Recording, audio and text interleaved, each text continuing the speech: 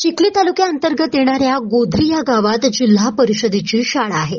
त्या ठिकाणी आमच्या पत्रकारांना घाणीचे साम्राज्य दिसून आले।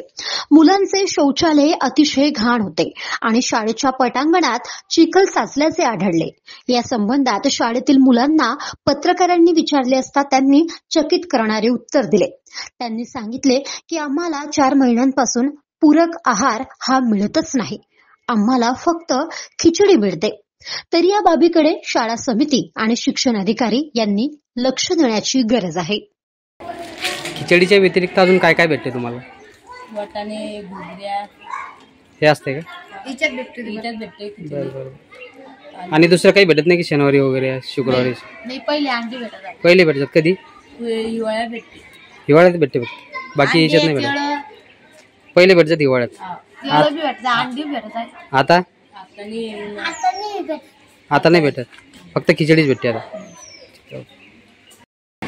काय काय भेटते खायला तुम्हाला शाळेत? खिचडीच भेटते का? याच्या व्यतिरिक्त काही भेटत नाही दुसरं? भेटत जाय। आता कधीपासून भेटले नाही?